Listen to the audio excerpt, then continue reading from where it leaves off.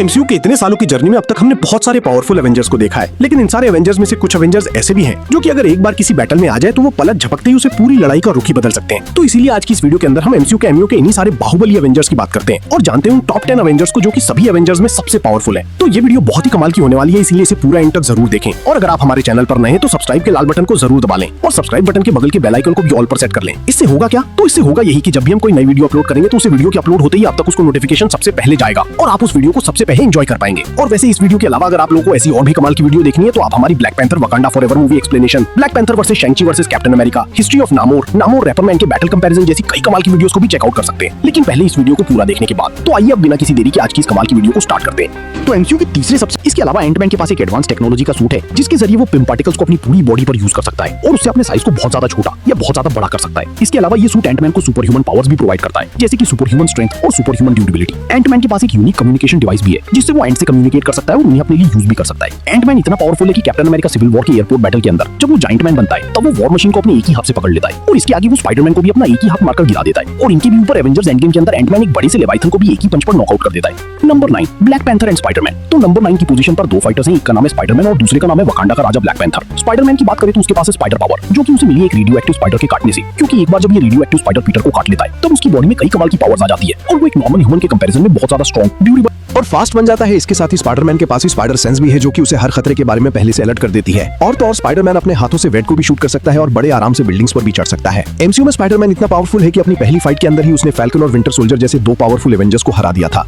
Spiderman powerful तो बहुत है लेकिन अभी भी उसके पास एक्सपीरियंस की थोड़ी सी कमी है और लड़ाई का कम एक्सपीरियंस होने की वजह से ही वो इन्फिनिटी वॉर मूवी में कई बार मार भी खा चुका है, पहले स्टार लॉर्ड के आगे और फिर थैनोस के आगे। अब स्पाइडरमैन की बात करें ब्लैक पैंथर की तो वो वकांडा का राजा ब्लैक पैंथर एक वकांडन वॉरियर है, इसीलिए वो हैंड टू हैंड फाइट्स में बहुत ज्यादा स्किल्ड है। इसके अलावा ब्लैक पैंथर ने हार्डशिप हब को भी कंज्यूम किया है जिस वजह से उसके अंदर कई सारे सुपर ह्यूमन जैसे कि super human strength, super speed, advance और शार्प सेंसेस। ब्लैक पैंथर एक वाइब्रेनियम सूट भी पहनता है जो कि ना सिर्फ उसकी स्ट्रेंथ को बढ़ाती है बल्कि उसकी बॉडी को हर अटैक से प्रोटेक्ट भी करती है और इसीलिए ब्लैक पैंथर अपने वाइब्रेनियम सूट के साथ किसी भी बैटल में उतर सकता है।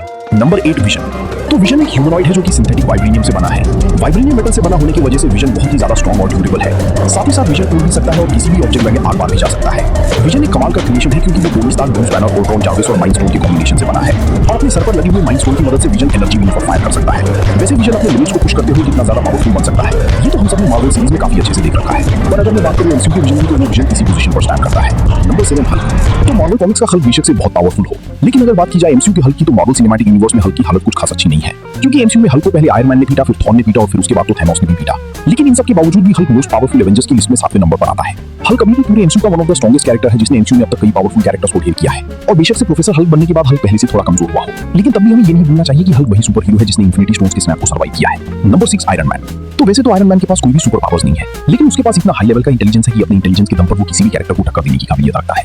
आयरन मैन इतना जीनियस है कि उसने अपना पहला सूट एक गुफा के अंदर ही बना लिया था और उसके बाद से वो अपनी आर्मर्स को कंटिन्यूअसली अपग्रेड करता है और आयरन मैन का मार्केट वॉर्मर एमसीयू के अंदर उसका सबसे एडवांस फॉर्म है। पूरी इन्फिनिटी वॉर मूवी के अंदर आयरन मैन इन सबसे रिलेट करता है। निकला होता ऐसा कैरेक्टर था जो कि थानोस से बराबरी की टक्कर लेके उसका खून निकल पाया था और ऐसा उसने तब किया था जब थानोस के पास 4 इन्फिनिटी स्टोन्स थे और फिर इसके आगे एवेंजर्स एंडगेम में आयरन मैन सारे इन्फिनिटी स्टोन्स को बिल्ड करके स्नैप भी किया था जो कि एक नॉर्मल ह्यूमन के लिए कर पाना इम्पॉसिबल काम था और इसलिए आयरन मैन एमसीयू का one of the most powerful Avenger है। Number 5 Captain America. तो कैप्टन स्टीव रॉजर्स यानी कि कैप्टन अमेरिका एक पावरफुल सुपर सोल्जर है जिन्हें उनकी पावर्स एक सुपर सोल्जर सीरम से मिली है। सुपर सोल्जर सीरम को लेते ही कैप्टन अमेरिका एक नॉर्मल इंसान के कंपैरिजन में बहुत ज्यादा स्ट्रॉन्ग और ड्यूरेबल बन गए थे और इसके साथ ही कैप्टन के पास एनहांस सेंसेस भी हैं और कैप्टन की बॉडी खुद को बेहद ही जल्दी हील भी कर सकती है। कैप्टन अमेरिका के पास एक वाइब्रेनियम शील्ड भी है जिससे वो हर खतरे से खुद को प्रोटेक्ट करते हैं और जरूरत पड़ने पर उसे यूज करके अटैक भी करते हैं। Captain hand to hand combat के मास्टर है, इसीलिए पूरे मार्वल सिनेमैटिक यूनिवर्स में ऐसा कोई भी नहीं है जो कि कैप्टन को हैंड टू हैंड फाइट्स में हरा सके। लेकिन इन सब के भी ऊपर कैप्टन अमेरिका वर्दी है और इसीलिए वो गॉड ऑफ थंडर की पावर्स को भी सम्मान कर सकते हैं और कैप्टन का ये फॉर्म कितना पावरफुल है ये तो हम सबने एवेंजर्स एंड गेम के अंदर अच्छे से देख रखा है। Number 4 captain Marvel. तो कैप्टन मार्वल भी बहुत ही ज्यादा पावरफुल है। कैप्टन मार्वल को उसकी पावर स्पेस स्टोन से मिली है और इन पावर्स ने कैप्टन मार्वल को पूरे कॉस्मोस का one of the most powerful being बना दिया है। कैप्टन मार्वल सुपर ह्यूमनली बहुत स्ट्रॉन्ग है जो कि दमदार अटैक्स करने के साथ साथ फ्लाई भी कर सकती है और जब कैप्टन मार्वल अपने बाइनरी फॉर्म में आ जाती है तब तो उसकी पावर्स की कोई लिमिट ही नहीं रह जाती। कैप्टन मार्वल वही एवेंजर है जिसने एवेंजर्स एंड गेम में थानोस के बड़े से वॉरशिप को अकेले तबाह कर दिया था और फिर उसके आगे जब थानोस ने उस पर अपने सर से हमला किया था तब उसे हमले से वो हिली भी नहीं थी, और ये चीज कैप्टन मार्वल की असली ताकत को दर्शाता है। Number 3 Thor.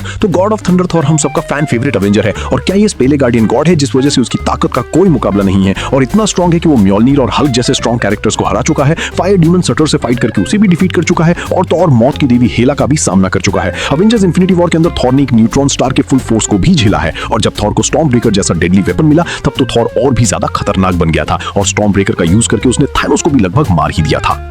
Number 2 doctor strange. Master of mistake arts होने के साथ साथ अर्थ के फॉर्मर सॉर्सरर सुप्रीम भी हैं। डॉक्टर स्ट्रेंज के पास इंफिनिटी मैजिकल पावर्स का एक्सेस है जिन्हें वो स्पेल्स को कास्ट करके यूज करते हैं। डॉक्टर स्ट्रेंज ने कामरताज के अंदर एंशिएंट वन से ट्रेनिंग लिया है, जहां पर उन्होंने बहुत ही कम वक्त के अंदर बहुत से बड़े-बड़े मैजिक्स को भी सीख लिया है। डॉक्टर स्ट्रेंज एल्डर्स मैजिक को यूज करते हैं, और इस मैजिक को यूज करके वो पोर्टल क्रिएट कर सकते हैं, एनर्जी प्रोजेक्शन कर सकते हैं, एस्ट्रो प्रोजेक्शन कर सकते हैं, मिरर डिमेंशन को एक्सेस कर सकते हैं, और तो और फायर और वाटर जैसे एलिमेंट्स को भी मैनिपुलेट कर सकते हैं, जैसा कि डॉक्टर स्ट्रेंज ने अवेंजर्स एंड गेम में किया था। पर डॉक्टर स्ट्रेंज को अपने किसी भी मैजिक को यूज करने के लिए अपने हाथों को मूव करना पड़ता है, इसीलिए ये चीज डॉक्टर स्ट्रेंज के लिए उनकी एक वीकनेस भी है।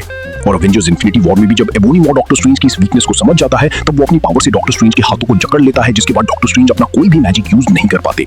नंबर 1 है स्कारलेट विच, एक पावरफुल विच जिनकी पावर तब सामने आती है जब माइंड स्टोन उसके पावर्स को ट्रिगर कर देता है। स्कारलेट विच की एनर्जी यूज करती है, और अपनी कियोस एनर्जी को यूज करके वो एनर्जी मैनिपुलेशन कर सकती है, लेविटेशन कर सकती है, टेलीपैथी यूज कर सकती है, और फोर्स शील्ड भी जनरेट कर सकती है। इनके अलावा स्कारलेट विच फ्लाई भी कर सकती है, और किसी दूसरे के माइंड को मैनिपुलेट करके उसे हेलुसिनेशंस भी दिखा सकती है, जैसा कि उसने अवेंजर्स एज ऑफ अल्ट्रॉन में अवेंजर्स के साथ किया था। अवेंजर्स इन्फिनिटी वॉर के बैटल ऑफ वकांडा के अंदर स्कारलेट विच ने थानोस को अपने एक ही हाथ से रोक कर रखा था, जिसे सभी अवेंजर्स मिलकर भी नहीं रोक पाए थे। और इसके आगे अवेंजर्स एंड गेम में भी स्कारलेट विच ने थानोस को ओवरपावर करते हुए उसकी प्योर मेटल से बने डबल स्वॉर्ड को भी तोड़ दिया था। पर अब तो स्कारलेट विच के पास डार्क होल का नॉलेज भी है, जिससे कि वो अब डार्क मैजिक को यूज करना भी जानती है, और इसीलिए ये सारी चीजें मिलकर स्कारलेट विच को पूरे एमसीयू का सबसे पावरफुल अवेंजर बनाती है। तो यही एमसीयू की 10 सबसे पावरफुल अवेंजर्स के ऊपर एक वीडियो थी। आपको ये वीडियो कैसी लगी मुझे कमेंट्स में जरूर बताएं, और अगर आपका कोई और कॉम्बिनेशन हो तो वो भी जरूर बताएं। और जैसा कि मैं वीडियो के स्टार्टिंग में बता चुका हूं